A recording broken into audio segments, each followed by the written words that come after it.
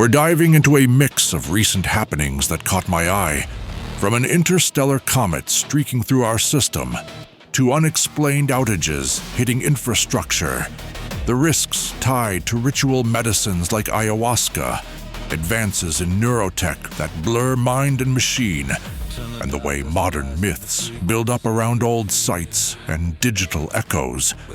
These aren't isolated oddities. They're threads in a bigger tapestry of science meeting the strange. It matters because they show how the world throws curveballs that test our grasp on reality. For you listening in the bunker or wherever you are, this rundown offers a way to connect the dots without getting lost in the haze. What pulls all this together is that spot where hard data splits off from the stories people tell, creating gaps that fill with speculation and sometimes truth. This divergence happens as facts emerge slowly while narratives race ahead, shaped by fear or wonder. It's key because it reveals how perception can outpace evidence, influencing decisions big and small. The implication for us is a nudge to bridge that divide, staying grounded while exploring the edges. When tech glitches or cosmic events hit at the same time, they open up these brief moments ripe for real analysis, but also ripe for whispers and wild theories to take root. This concurrency works by amplifying connections, real or imagined, drawing eyes and fueling discussions that can clarify or confuse. It produces value in studying overlaps, but risks when rumors outrun checks. What this means for you is recognizing these windows as chances to learn, provided we approach with clear eyes. Putting solid scientific accounts next to personal tales sharpens what we all understand, highlighting where emotion colors facts and where data cuts through bias. This comparison is vital as it builds a shared baseline, preventing misinformation from taking hold in public conversations. It functions by contrasting methods, rigorous testing versus lived experience, to foster deeper insight. For listeners, it encourages a balanced view, appreciating stories while anchoring in evidence. We'll draw from reliable records like satellite shots, sensor readings, body exams after incidents, and logs from court cases or experiments. These matter because they provide tangible proof that stands up over time, unlike fleeting claims. They help in piecing together what really went down, offering clarity amid uncertainty. The point for you is trusting sources that leave a trail, building confidence in these strange tales we chase. Our way of breaking this down looks at the backstory, how things actually work, what follows from them, and then practical steps or rules that could make a difference. This approach gives structure without rigidity, letting us see patterns emerge naturally. It's useful for unpacking complexity, turning overwhelming info into manageable insights. What it implies is a method you can borrow, applying steady craft to your own curiosities. Patterns keep showing up, like how old buildings become stand-ins for bigger fears, or lone expert warnings clashing with group polls, and court rulings that force changes in how things are done. These recur because they tap into human tendencies, symbolism, debate, accountability, shaping how events unfold. They're worth noting as they highlight systemic quirks in our world. For you, spotting them builds resilience, turning setbacks into lessons learned. You'll hear about evidence like captured images, models of how signals spread, results from human trials, and detailed investigator reports that lay out findings plainly. These types ground the discussion, providing hooks to hang real understanding on. They matter in separating signal from noise, especially in fringe territories. The implication is equipping you with references that endure, fostering a sharper ear for the ominous. This is more of a broad sweep across topics than a deep drill into one. aiming to link ideas without claiming to cover every angle exhaustively. That scope keeps things accessible, touching on intersections rather than isolated dives. It allows for breadth, sparking connections you might not see otherwise. For those tuning in, it means a conversational entry point, inviting your own reflections on the grind. I've been thinking about that interstellar comet visitor, how its path through our neighborhood stirred up questions about origins and what it leaves behind. Objects like this remind us the universe doesn't care about our schedules, dropping in with tales of distant places.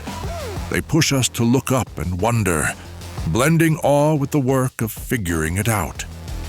Let's start there, with the rock that came from afar and what it tells us about home.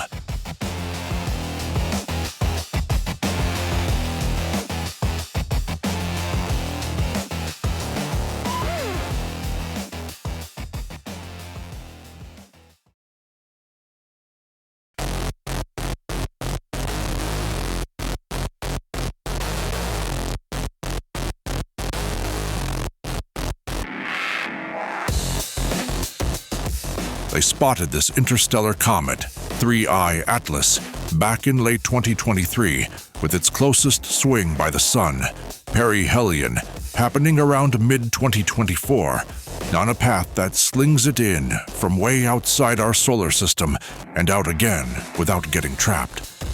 This timeline and orbit give context because it shows a rare visitor, not bound to our Sun, coming from the depths of space.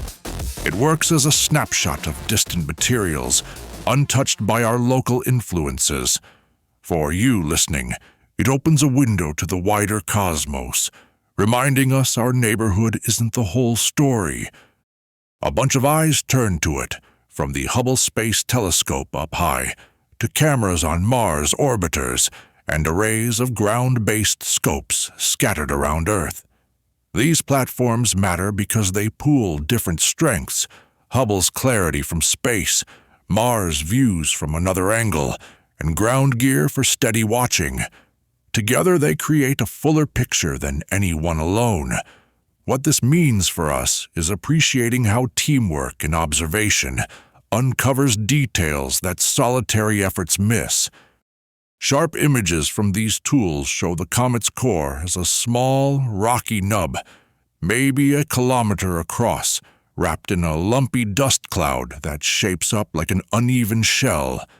This reveal is key because it peels back the layers, exposing how the comet holds together under solar heat. It helps in understanding material strength and breakdown.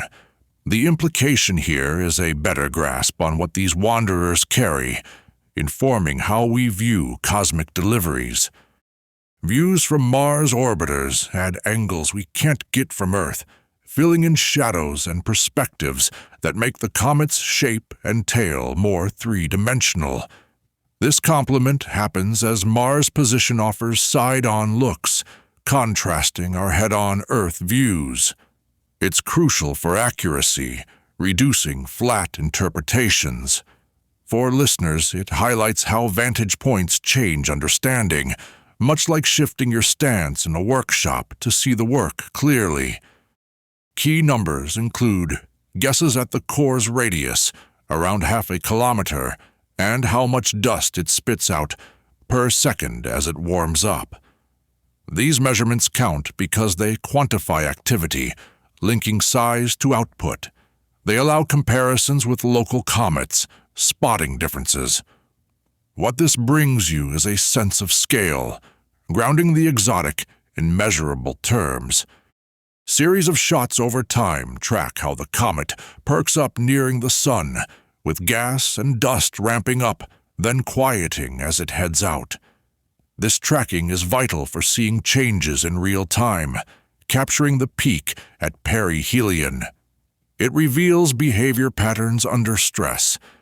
The takeaway for you is witnessing evolution, like watching a piece take shape through stages of heat and pressure. Mixing views across light wavelengths sharpens what the comet's made of and the size of its dust particles, distinguishing ices from metals or organics.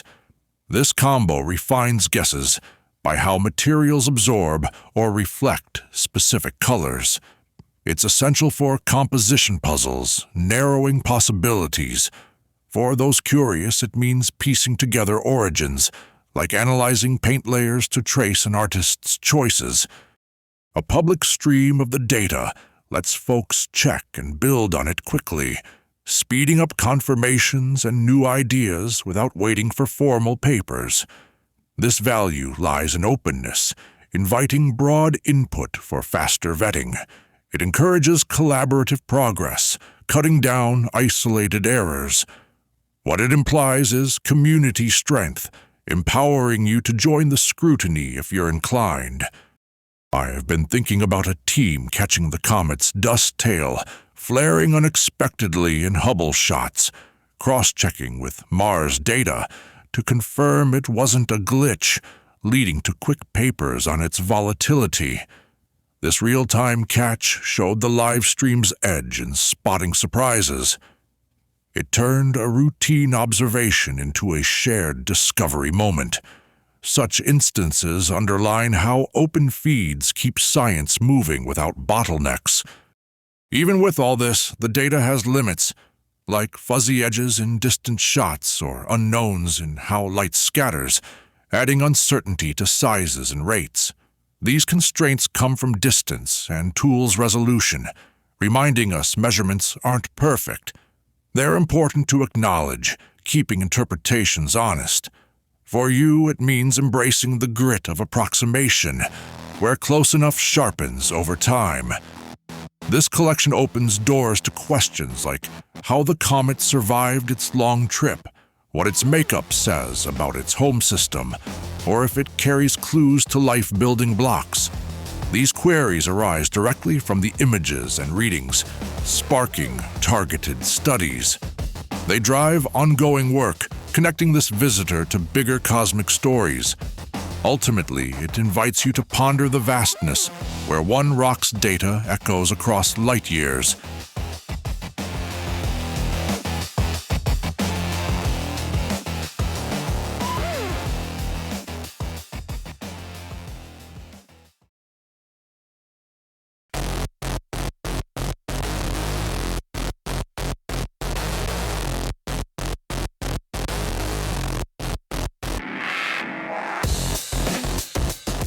A coronal mass ejection blasts out from the sun, carrying plasma and magnetic fields that spread through space, with models of the sun's wind helping pinpoint when it might cross paths with a comet. These models sketch out the bubble around the sun, estimating windows based on speed and direction. It matters because timing sets up rare meetings, turning routine paths into test beds. For you, it means seeing how predictions turn chance encounters into opportunities to learn from the chaos.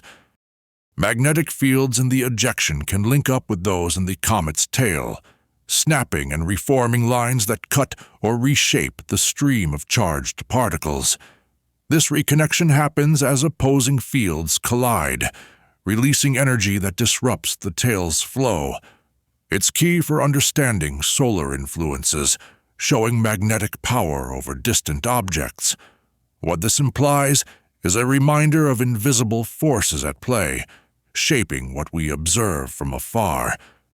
Back with Comet Enki in the 1800s, watchers noted its tail breaking off during solar activity, events logged as clear cases of ejections causing disconnections. These old records provide baselines, confirming patterns seen in later comets. They build a history that validates current ideas. For listeners, it connects past sightings to today's tech, showing consistency in cosmic behavior. Plasma from the ejection pushes ions in the tail more directly than dust, which drifts slower and sticks to gravitational pulls rather than electromagnetic shoves. This difference arises because ions carry charge, responding to fields, while dust acts like neutral grit. It highlights varied responses in the same environment. The takeaway is appreciating layered effects, like how wind hits leaves differently than branches in a storm. You might see the ion tail twisting or reforming, a quick flash in brightness from excited gases, and ripples in plasma that instruments pick up as waves. These signs emerge from the clash, marking energy transfers visible briefly. They're useful for spotting interactions without direct contact. What it means for you is recognizing these flashes as clues, piecing together unseen dances in space. These clashes seldom budge a comet's main path around the sun, but they offer a goldmine for probing what's inside through the reactions they trigger. The orbit stays steady due to the comet's mass outweighing the shove, yet diagnostics thrive on exposed materials. It's rich because it reveals without destroying. For those tuning in, it underscores value in disruption, turning jolts into insights without total upheaval. Catching data across light bands right at the spot would uniquely map out temperatures, compositions, and speeds that remote views alone can't nail down. This combo provides depth, blending broad scans with close-up readings. It stands out for precision in chaotic moments. The implication is a fuller picture for you, bridging gaps in our cosmic understanding. Scientists match what they see to computer runs of magnetic fluid behaviors, tweaking variables to fit the observed tail changes or brightenings. These methods simulate plasma flows, testing theories against real events. They're essential for refining predictions. What this brings is reliability, helping you trust the models that forecast space weather. An ejection can strip away outer layers, bringing hidden ices and gases to the surface that change how the comet reflects light in different colors. This exposure alters the glow, revealing buried stuff through new spectral lines. It acts like a natural drill, uncovering depths. For you, it means these events peel back secrets, offering glimpses into formation histories. Back in 2007, when a CME hit Comet Enki, telescopes caught the tail snapping off cleanly, followed by a brief flare in brightness as ions reorganized. Instruments noted plasma waves rippling out, matching models of reconnection. This event gave clear data on how the tail reformed over hours. It illustrated the diagnostic power, turning a random hit into a textbook case. Predicting precise results is tough because ejections warp as they travel and exact timings can shift, adding guesswork to outcomes. These factors stem from the sun's variable output and space's drag. They limit certainty, keeping some mystery intact. I've been thinking about how this uncertainty keeps the grind going, pushing us to watch closer and learn from what doesn't fit neatly.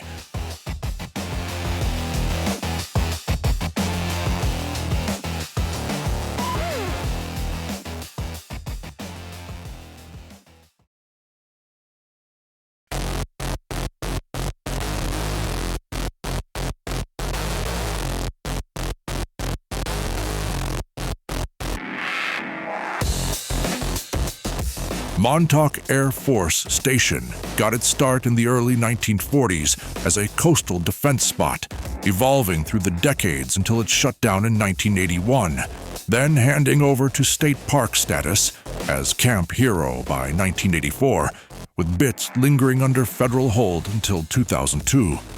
This timeline tracks the shift from active military use to public land, rooted in official transfers and park designations.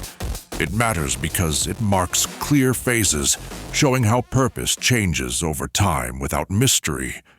For you, it grounds the site's story in documented steps, cutting through later haze. On site, there were radar towers for tracking aircraft, bunkers for gun batteries, and parts of the SAGE system that linked early warning networks across the country. These setups were verified through declassified maps and equipment inventories from the era. They highlight a focus on defense tech, standard for the time. What this means is seeing the practical backbone, reminding us of Cold War priorities without exaggeration. During World War II, it served as a lookout for subs and ships, with anti-aircraft guns and later radar to spot incoming threats, shifting in the Cold War to air defense against bombers, tying into broader alert systems. Records from military archives detail these roles, emphasizing vigilance on the eastern seaboard. This context underscores strategic placement, protecting key areas. For listeners, it connects to historical tensions, showing sites like this as pieces in a larger security puzzle. The main shutdown came in 1981, with radar ops ending earlier in the 70s, and the land officially became a state park through acquisitions logged in public deeds by the mid-80s. These dates come from federal notices and Park Service filings, marking the end of military control. They're important for tracing ownership shifts accurately. The implication is a clear endpoint, helping you separate active history from what followed. Old logs note routine patrols, equipment upkeep, and supply orders for radar parts, while purchase files list buys for concrete and wiring, painting a picture of everyday operations without exotic projects. These documents reflect standard base management focused on maintenance and readiness. They provide a baseline of the mundane, countering wilder claims. What this shows you is the value of paper trails, anchoring truth in the ordinary grind. Journalists dig into declassified memos, budget reports, personnel rosters, and environmental assessments to confirm what was really there and when. These records offer cross-checkable details, building a verifiable narrative. They're crucial for fact-checking, sifting claims from evidence. For you, it means tools to verify stories, fostering a sharper eye for the real amid the strange. The remaining towers, underground bunkers, and perimeter fences stand as direct ties to past radar and defense work, their presence matching old blueprints and photos. This physical link works by preserving evidence of original builds, unaltered by time. It creates a tangible connection, grounding history in what's still there. The implication is reliability in ruins, offering you solid footing when tales spin out. Administrative papers from the time carry official stamps and chains of command, unlike later personal accounts that rely on memory and can shift with retelling. This gap arises from contemporaneous recording versus hindsight, where details fade or evolve. It's key for weighing sources, prioritizing the immediate over the recalled. What this means for us is discernment, respecting stories but anchoring in records. Around Montauk, the site's aura has led to restricted zones, turning into hiking trails, with tours highlighting the bunkers, boosting local visits, and even festivals that play on the legends. This influence shapes how land gets used, blending preservation with attraction. It drives economic shifts as mystery draws crowds. For locals and you alike, it shows how history's shadow can sustain communities, turning grit into draw. I've been thinking about a group of hikers stumbling on an old radar tower during a park tour, matching it to two photos that show it in use for spotting planes, which quiets whispers of secret labs. The guide points out the fence lines from Cold War maps, tying it all to defense logs. This moment shifts their view from myth to military relic. It illustrates how facts reclaim space from fiction. Proven facts stop at radar ops and base routines, while added layers of secret experiments or time travel stem from books and tales built years later without backing docs. These boundaries separate verifiable use from embellished lore, where evidence thins out. They're vital for clarity, preventing blend of real and invented. Ultimately, it encourages you to draw lines, honoring the site's true weight without the extras.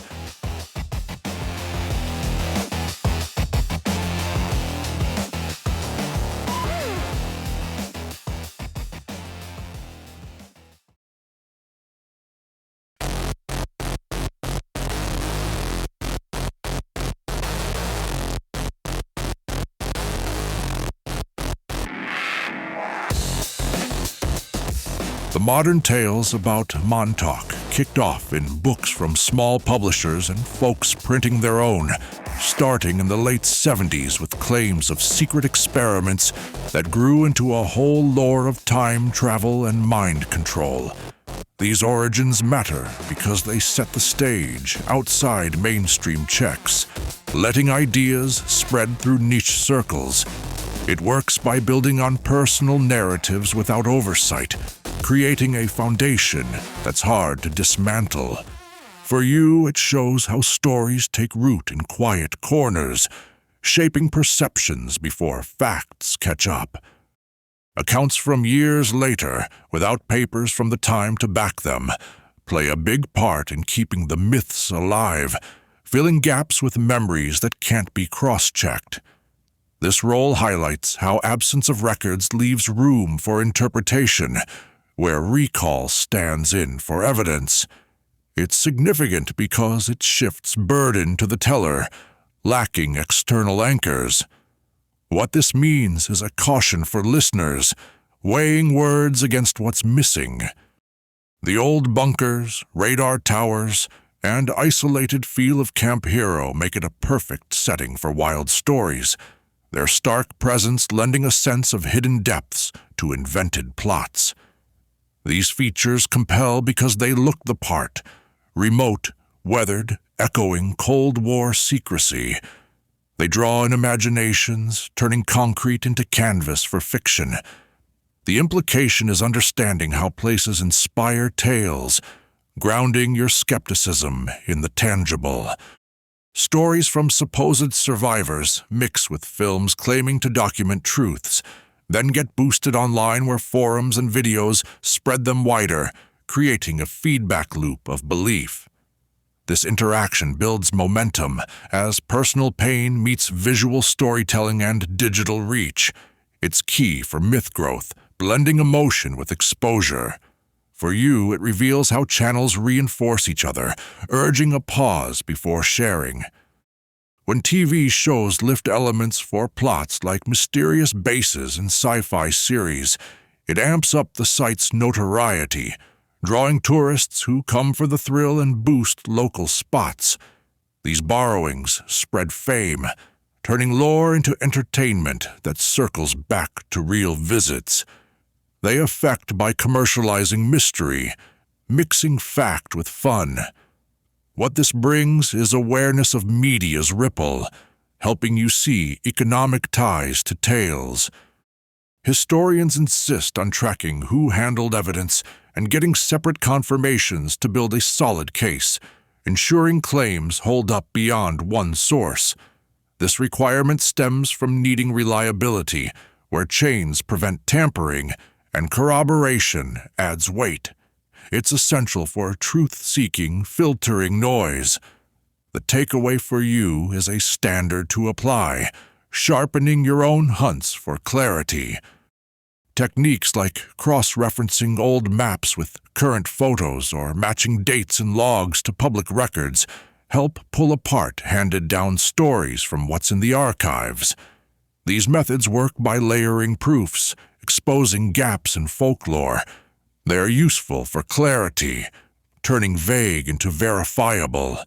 For those curious, it equips you with ways to sift, respecting the grind of checking. Feeling for those who claim harm can coexist with holding to proof standards, acknowledging pain while not bending facts to fit narratives. This intersection balances empathy with rigor, allowing space for both. It's crucial in sensitive topics, preventing dismissal or blind acceptance. What it implies is a humane approach, encouraging you to listen kindly, yet question steadily. Reporters stick to multiple sources and avoid echoing unbacked claims, framing them as allegations to curb spread without endorsement. These habits reduce hype by prioritizing balance and caution. They're vital for responsible telling, maintaining trust. The point for you is seeing integrity in action, guiding your own sharing. A podcaster reads a self-published book on Montauk experiments, then finds a documentary featuring a survivor. Sharing clips online sparks forum debates that draw tourists to the site.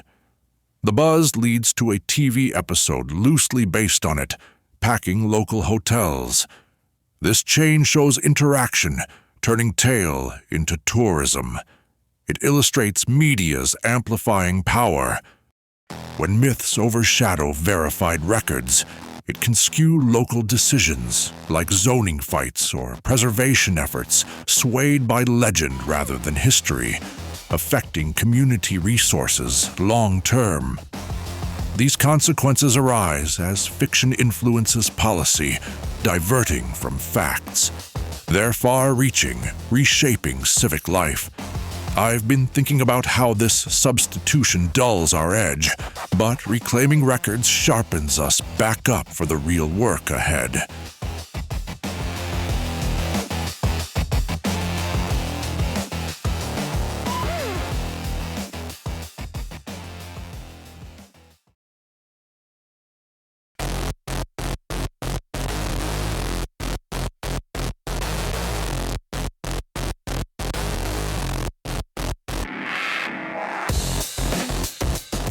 The global ayahuasca survey gathered input from over 3,000 users worldwide, finding that about 12% faced serious physical issues and around 55% hit rough psychological patches during or after sessions. This base and findings matter because they draw from direct experiences across diverse groups, highlighting patterns and harms. It works by aggregating self-reports to spot common threads without clinical bias. For you, it provides a realistic view, helping weigh risks against sought insights. People often mention nausea, vomiting, and spikes in heart rate or blood pressure that pass quickly but can feel intense in the moment. These effects show up consistently in big groups, tied to the brew's impact on the body. They're typical because the mix hits the gut and nervous system hard. What this means is recognizing bodily tolls, preparing you for the physical side of the ride. On the mind side, tough trips including fear, confusion, or lasting anxiety affect about 1 in 5, with rates climbing in unstructured settings. This profile underscores psychological vulnerabilities, where intensity can overwhelm without support. It arises from the substance's Hall-inducing properties, amplified by set and setting. The implication is caution for mental health, urging you to consider your readiness. The brew pairs DMT, which sparks visions, with inhibitors that block its quick breakdown, but this combo can clash with other drugs or conditions. Basics here involve how these parts extend effects, opening doors to interactions. It's key for safety, as the mix alters brain chemistry deeply. For listeners, it demystifies the chemistry, grounding choices in how bodies react. Meds that boost serotonin, like antidepressants, pose extra dangers when mixed, potentially leading to overloads that strain the heart or cause seizures. This hazard builds because both affect the same pathways, piling on without clearance. It's particularly noted in warnings, as interactions aren't always predictable. What this brings you is awareness of combos, encouraging checks before diving in. News stories on deaths linked to ayahuasca frequently skip details from body exams or blood tests, leaving causes assumed rather than confirmed. This omission happens as reports chase headlines, bypassing full investigations. It's problematic because it blurs lines between correlation and cause. The takeaway is skepticism toward quick claims, pushing you to seek deeper proofs. Factors like mixing with other drugs, hidden heart problems, or intense rituals often muddy what really caused a death, complicating blame on the brew alone. These confounders appear in reviews, showing layered risks in real scenarios. They matter for accuracy, preventing oversimplification. For you, it highlights complexity, fostering a nuanced view of harms. Groups like nonprofits step in to review case files, clarifying if the brew directly contributed or if other elements were at play. This re-examination aids by applying expert eyes to incomplete data. It's vital for truth, countering assumptions with analysis. What it implies is value in second looks, equipping you with balanced perspectives. Current stats rely on voluntary reports with biases, and many cases lack open forensic details, leaving holes in understanding true rates and causes. These limits stem from decentralized use and privacy barriers. They're significant as they hinder solid conclusions. The point for you is recognizing gaps, staying humble in what we know. A traveler joins a retreat, mixes ayahuasca with their usual antidepressant, and suffers a severe reaction with racing heart and confusion, later confirmed by docs as serotonin overload. The incident highlights interaction risks without proper screening. It leads to broader warnings in communities. Such cases illustrate why meds matter in safety talks. To guide better, we need long-term studies tracking users, standardized autopsies and incidents, and global data sharing for patterns. These needs arise to fill evidence voids, informing policies and choices. They're essential for progress, turning anecdotes into actionable info. I've been thinking about how this clarity could save lives, sharpening our approach to ancient practices in modern times.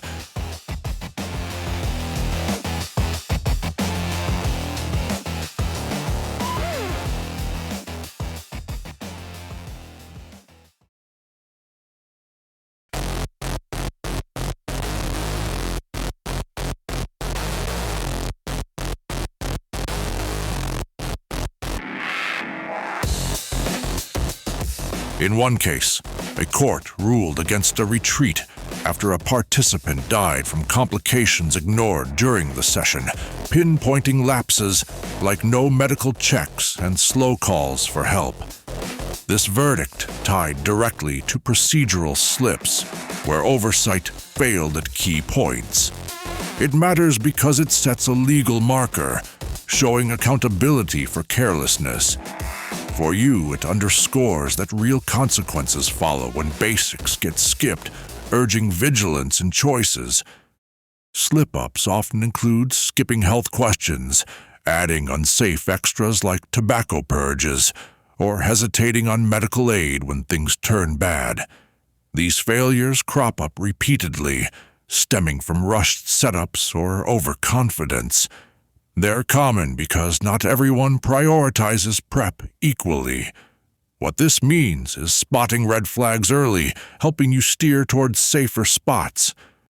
Court decisions lay out duties like proper screening and quick responses, building norms that hold operators to higher bars and clearer liabilities. These findings influence, by example, reshaping how retreats run to avoid suits. They're shaping because they enforce standards through precedent. The implication is a maturing field, giving you more reliable options over time. Checks should cover heart conditions, meds that clash, and mental health history like psychosis risks, cutting down on avoidable troubles. These items work by flagging issues up front, allowing informed calls. They're recommended for their proven drop in incidents. For listeners, it equips you with questions to ask, turning passive to proactive. Having docs or nurses ready, solid plans for crises, and lists of no-go conditions keep things in check during sessions. These measures provide immediate support, bridging traditional ways with modern care. They reduce harm by preparing for the worst. What this brings is peace of mind, knowing backups exist when journeys get rough. Standards for detailing incidents, like full tox reports and timelines, help probes later and build faith in the process. These aid by creating clear records, easing reviews. They're crucial for transparency, countering skepticism. The point for you is stronger trust, as openness lights the way forward. Tools like requiring licenses, setting base rules, and letting insurers push for safety nets guide better practices without overreach. These levers encourage compliance through structure and incentives. They work by aligning interests from legal to financial. For those involved, it means safer norms, benefiting everyone in the long haul. Studies with control groups, long follow-ups, and diverse participants would yield solid data on risks and mitigations. These designs provide rigor, testing under controlled conditions. They're needed to move beyond anecdotes. What this implies is better guidance, sharpening our grasp on safe use. Blending traditional wisdom with medical oversight involves joint training and shared protocols, respecting origins while adding safeguards. This structure works by honoring knowledge sources, creating hybrids that endure. It's responsible when balanced, avoiding cultural erasures. I've been thinking about how this merge respects the grind of both worlds, fostering true progress. During a session, a participant with undisclosed heart issues starts struggling. The lack of screening misses it, and delayed help turns critical, later tied clearly to those gaps in court. The retreat's adjunct smoke ritual adds strain, compounding the risk. This highlights how failures stack up, leading to preventable loss. It shows the human cost when basics slip. Signs like detailed logs, witness accounts, and quick tests clarify what caused a bad outcome, cutting through fog and blame. These indicators help by providing measurable ties, reducing guesswork. They're practical for accuracy, aiding learning. Ultimately, they strengthen responses, helping you navigate with clearer eyes.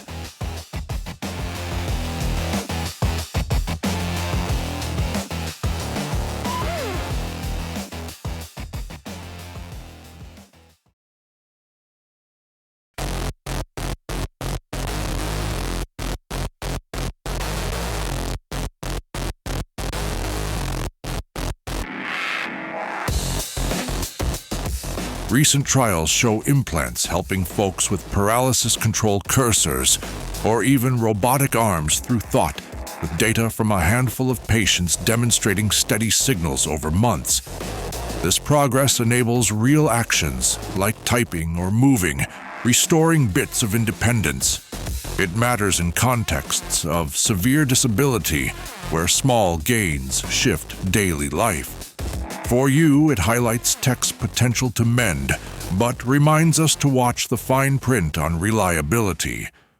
Advances include finer surgery for less tissue damage, better ways to read brain signals into commands, and ongoing tweaks to hardware that cut failures. These points build on each other, refining from lab to body. They work by iterating on feedback, solving issues like scarring or drift. What this means is steadier tools, giving listeners a sense of momentum without overlooking the grind. Work on ectogestation in animals has kept premature lambs alive in artificial wombs for weeks, aiming clinically to boost survival for very early human births. This research targets bridging critical development stages outside the body. It's driven by neonatal care needs, pushing boundaries in fluid environments. The implication is hope for fragile lives, urging you to consider the careful steps ahead. Uses for saving preemies differ sharply from choosing full gestation in tech, where one saves lives in crises and the other opens elective paths with broader societal ripples. This distinction rests on intent, emergency aid versus optionality. It matters for ethics, separating necessity from choice. For those pondering, it draws lines on when tech serves versus complicates human basics. Rules lag for brain implants that go deep, requiring strict trials, while over-the-counter headsets skim by with lax checks, creating uneven safety nets. These gaps arise from medical versus gadget classifications. They're concerning because invasiveness varies wildly. What this shows you is the need for balanced oversight, protecting without stifling progress. Ideas like shielding thoughts from unauthorized reads, securing brain data, and ensuring ongoing consent for device management are gaining ground in talks. These concepts address privacy in an intimate space where tech meets mind. They emerge from risks of hacks or misuse. The takeaway is proactive guards, helping you envision a future where control stays personal. Balancing healing gains against pressures to implant, like job demands or social norms, involves weighing relief from suffering with risks of forced adoption. These trade-offs play out in vulnerable groups where benefit tempts but coercion lurks. They're ethical because autonomy hangs in the balance. For listeners, it calls for clear-eyed views, respecting individual paths. Focus should hit monitoring devices post-approval, running extended studies on effects, and setting ways to safely remove them if needed. These priorities ensure accountability over time, beyond initial green lights. They reduce unknowns, building trust through data. What this brings is assurance for you as regs catch up to realities. Allowing data moves between systems and modes that work without net connection keep users in charge, free from locked-in dependencies. These features preserve choice by enabling shifts or breaks. They're key for autonomy, countering vendor holds. The implication is empowerment, letting you maintain say over your own wiring. A patient with locked-in syndrome gets an implant, regains speech via thought-to-text, but later faces data privacy worries when the company updates terms without clear consent. The device helps daily, yet the lack of easy removal options adds stress. This case shows therapeutic wins clashing with control issues. It underscores gaps that policy could fill. Watch for trials expanding to healthy volunteers, marketing beyond medical needs, or implants touted for boosts like focus, signs of tipping toward optional upgrades. These signals indicate a pivot from fix to enhance, broadening access. They matter for tracking intent shifts. I've been thinking about how this line blurs, but staying alert keeps us grounded in what's truly needed.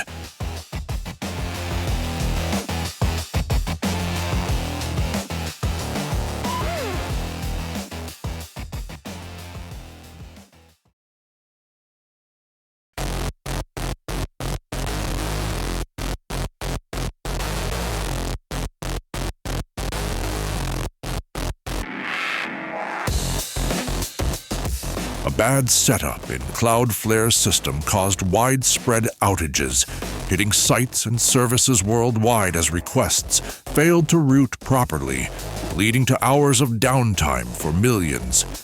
This failure rippled because so much relies on their network backbone, exposing single points of weakness. It works by showing how one tweak gone wrong cascades globally. For you, it underscores the fragility under our connected world, prompting thoughts on backups. Confirmed blasts and blazes struck Russian power plants and transport hubs, backed by photos, videos, and witness reports cross-checked openly. These hits targeted key spots, disrupting energy flows and supply lines. They're verified through multiple public sources, building a clear picture. What this means is seeing deliberate actions amid chaos, helping you parse intent from accident. In Poland, saboteurs tampered with railway signals, halting trains and snarling freight across critical routes vital for goods and military moves. This event disrupted logistics at a tense time, amplifying supply strains. Its significance lies in choking movement, affecting broader operations. The implication is recognizing vulnerabilities in everyday systems, urging you to consider ripple effects. When breakdowns pile up at once, like outages and strikes, it stirs up wild stories as people connect dots into bigger threats without proof. This ground is fertile because uncertainty breeds speculation, filling voids with fears. It happens in heated climates, where events overlap.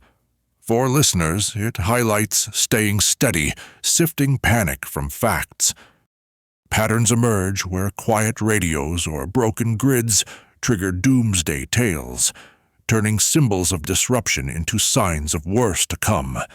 These signals spur narratives by evoking end-times vibes rooted in historical echoes. They're symbolic, amplifying through shared anxieties. What this brings is awareness of story triggers, encouraging you to question the leap.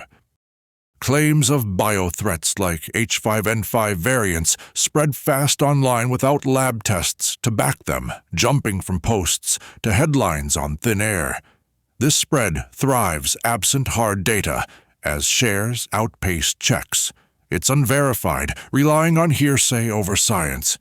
The point for you is spotting the gap, holding out for confirmation. To verify, look at system logs for errors, satellite shots for damage, gene sequences for pathogens, and timed evidence for sequences. This checklist builds reliability by layering proofs from different angles. It's practical for cutting through noise, ensuring claims hold water. For those digging, it sharpens your toolkit, fostering clearer views. Building extras in network paths and toughening key hubs help weather hits, keeping things running when one part fails. These measures provide fallbacks, distributing loads smarter. They're resilient by design, countering both mishaps and attacks. What this implies is preparedness paying off, giving you models for your own setups. Sharing facts promptly, sticking to checked timelines, and avoiding speculation, slow rumor rolls, keeping focus on what's known. These habits curb spread by prioritizing solid info over buzz. They work in crises, maintaining trust. The takeaway is steady comms, helping you navigate info floods. A major outage hits networks while reports of strikes emerge. Online, folks link them to bio-attacks, spreading unverified H5N5 scares without lab backing. Forums amplify it, turning silence from officials into proof of cover-ups. This fuels panic until satellite images clarify the strikes as targeted, not widespread doom. It shows how overlaps breed tales. Mixing crowdsourced intel with official probes, counters false info, blending grassroots spots with expert checks for fuller truths. This combo strengthens by covering blind spots from local eyes to lab rigor. It's effective against spin, building credible counters. I've been thinking about how this teamwork grinds down lies, keeping us anchored in what's real.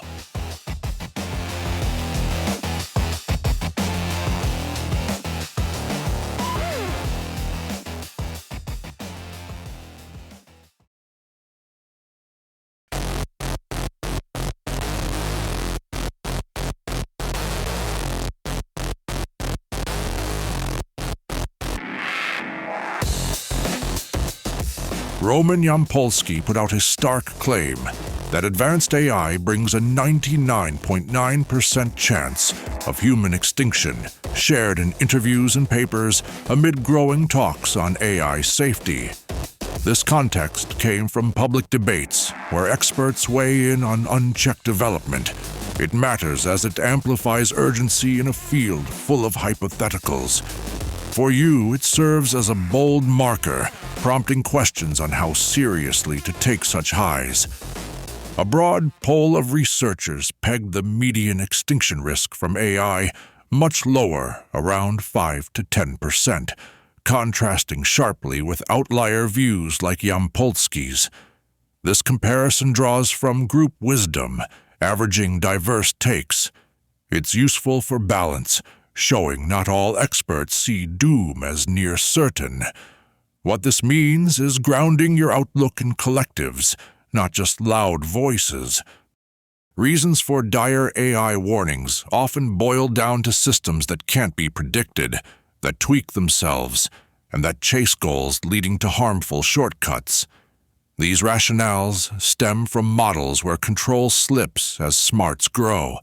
They're cited to explain why risks escalate fast. The implication is understanding core fears, helping you assess if they're overstated or spot on. Polls with spreads and middle numbers help temper extreme claims from one person, offering a reality check through wider input. These values calibrate by showing norms, countering bias in singles.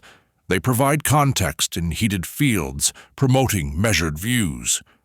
For listeners, it encourages weighing outliers against the pack, fostering steadier judgments. The John McAfee death left open questions about suicide versus foul play, with slow autopsy releases stirring theories of cover-ups or hits. This case lingers in public eye due to his profile and the delays feeding doubts. Delays fuel speculation by leaving room for what-ifs. What this brings is caution on rushed conclusions, urging you to wait for full pictures. Talk of auto-triggers set to release info if he died, plus odd moves in his crypto holdings, kept the mystery alive, suggesting unfinished business. These elements added layers, as digital trails hinted at plans beyond death. They contributed by blending tech with intrigue, sustaining buzz. The point for you is seeing how online artifacts prolong stories, demanding careful parsing. Videos of DeWalt lasers bending light went viral, with folks claiming it proved reality's a simulation, mistaking optical tricks for deep truths. These demos spread fast, as simple setups yielded wow effects interpreted wildly. Optics get twisted into proofs because visuals convince quicker than explanations. For those watching, it highlights testing claims hands-on, separating show from substance. Expert warnings, foggy death probes, and home experiments each spark their own rumor mills. Alarms rally doomsayers, ambiguities breed conspiracies, and demos fuel pseudoscience. These patterns drive economies of attention, tailored to fears or curiosities. They're recognized for how they hook different crowds. What this implies is spotting the type, aiding you in navigating info streams. Signs like data others can redo, checks by peers, and clear crime scene details shift whispers to real worries worth acting on. These signals build credibility through rigor and openness. They're practical for filtering, turning noise to signal. The takeaway is using them as guides, sharpening your sense of what's solid. An online video shows a laser seeming to curve in water, quickly hailed as Matrix glitch. Forums explode with simulation theories, but a physicist replicates it, explaining refraction basics. The claim fizzles as optics win out. This curbs the viral spin, showing expert input's role. It illustrates why checks matter in spectacle. Splitting solid tech proofs from flashy stunts matters for shaping rules and reactions, ensuring responses fit real needs over hype. This differentiation is key in fast-moving fields, preventing overreactions. It's essential because policy follows evidence, not buzz. I've been thinking about how this split keeps us grounded, guiding better choices amid the noise.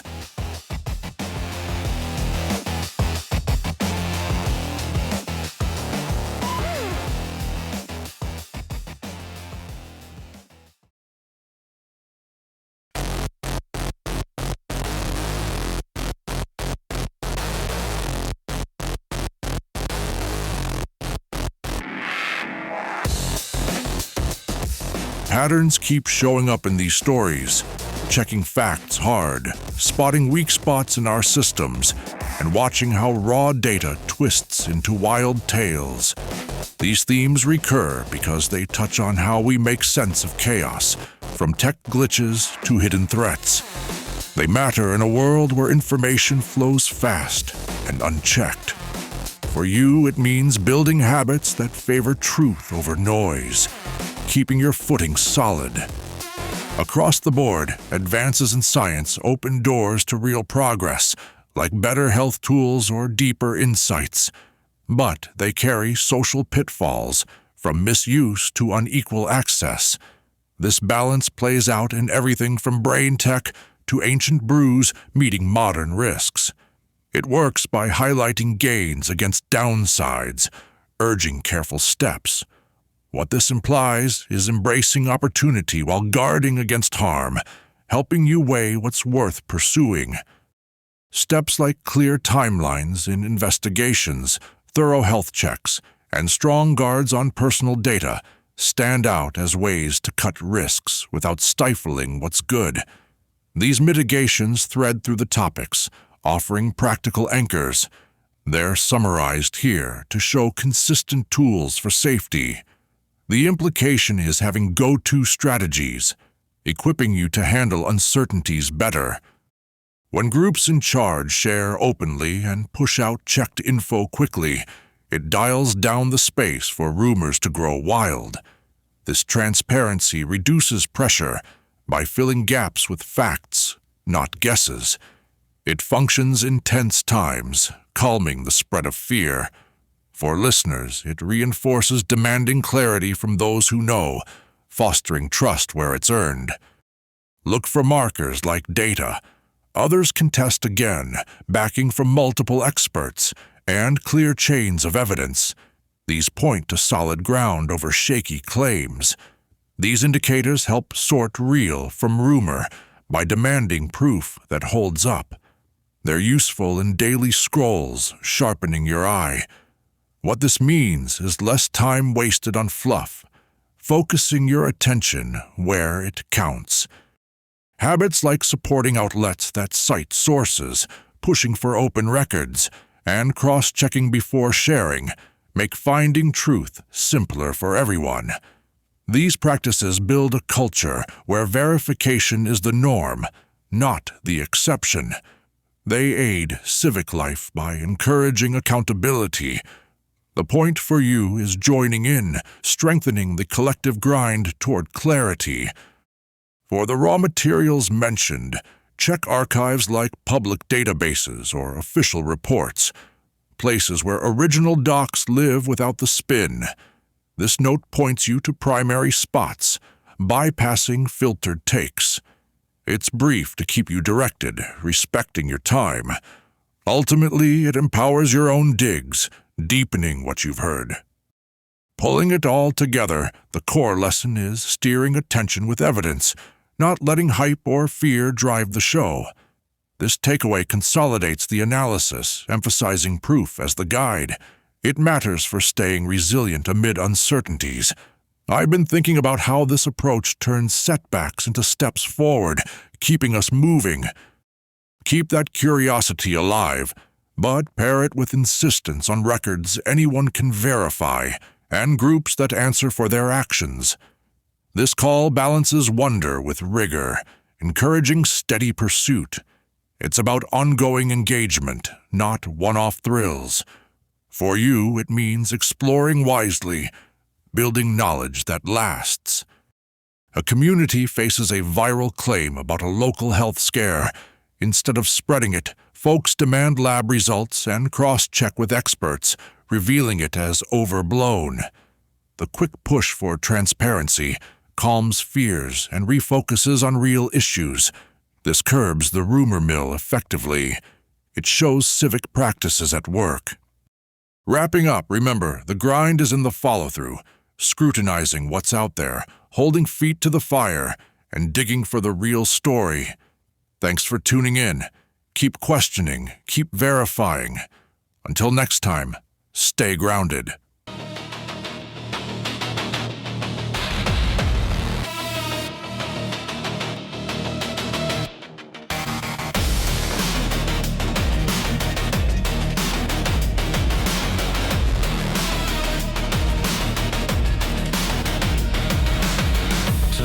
Past the lies to the frequency of fear, where history's whispers are loud and clear.